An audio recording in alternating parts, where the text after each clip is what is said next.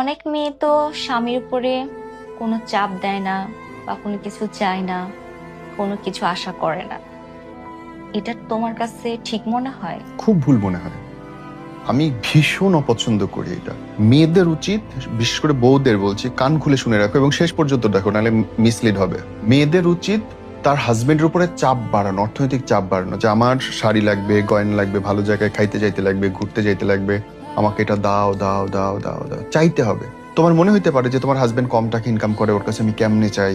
বোনরে, তুমি জানো না, তোমার এই অনুভূতির কারণে, তোমার এই আবেগের কারণে তোমার হাজবেন্ডের ক্ষতি হচ্ছে। তুমি তোমার হাজবেন্ডের কাছে যত চাইবা, ও তত দেওয়ার জন্য ছটফট করবে, কাজ করবে। যত কাজ করবে, যত উন্নতি করার চেষ্টা করবে, তত তার লাভ, তত সে বড় হবে। বড় না হইলে তো দিতে পারবে না।